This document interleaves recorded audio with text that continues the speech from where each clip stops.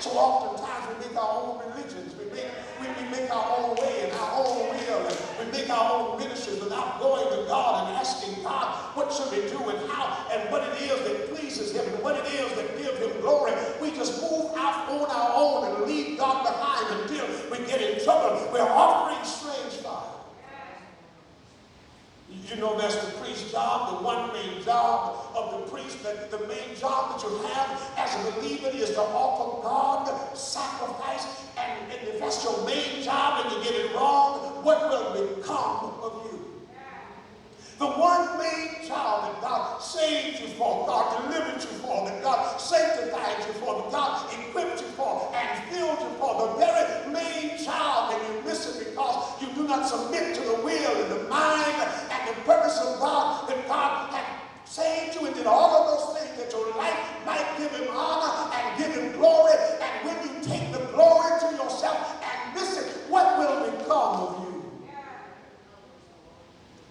How can we go? If we're honest, how can we? As a priest, go into the holies of holies and go into the very presence of God and go into the inner sanctum and have a personal relationship with God when we know our failings, we know our frailties, when we know all of our proclivities and our down setting. How can somebody like us that we're up one day and down one day, we're fully faithful one day and some days we're unfaithful? How can people like us go into the inner sanctum and feel safe and comfortable in the very presence of God and offer him sacrifice? Especially when we're honest, we know that we fall short and we break our own fellowship with God. We know how unworthy we are to go into the very presence of God. How can we do it? But brothers and sisters, it's not hard because God invited us. God himself, he sent his only begotten Son, that when we were estranged from God and when we are lost and on our way to hell, living in darkness, God brought us out of marvelous darkness, out of darkness into the marvelous light, and gave us a wonderful promise that we belong to him, that we are inheritors of heaven, that we can come and bombard the gates of heaven. All we have to do is submit ourselves unto God, be prompted by his Spirit, and it's easy to please God when you're blood washed and blood bought, when you understand the purpose for which God has saved you, that when you understand the purpose in which God has brought you out into the midst in his love and his glory and his honor. When you understand who he is, it's easy to go into his presence. But just in case somebody still don't know, I'm grateful for the last line of verse in verse 5 of chapter 2. He says, the way that we get access to God,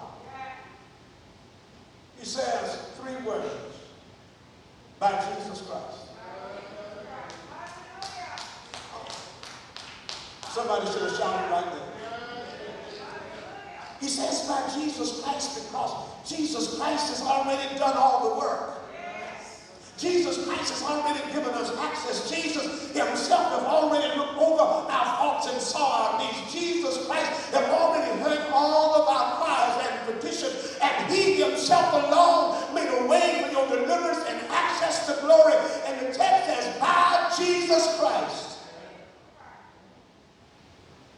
My brothers and sisters, what it simply means is the way that you become a living stone, the way you become a living temple, the way that you become a priest, the way that you offer sacrifices that are acceptable unto God. The reason you can have access is by Jesus Christ. It really means by his love that is divine, and by his peace that passes all understanding, by his sacrifice that is so costly, by his death that was vicarious, by his blood that was so precious, by his spirit that quickens the life, by the joy that's so inexpressible, by the power that is matchless, by his mercy from the Bible says is from everlasting to everlasting.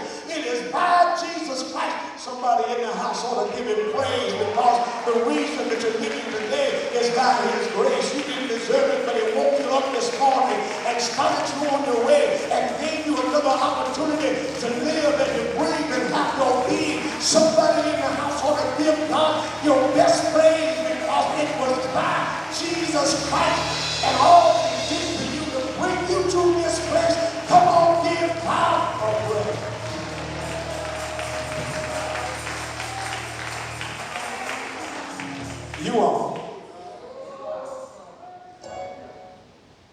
The Bible says,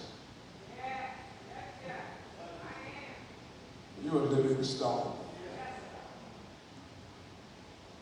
And you know you're built up into a spiritual house.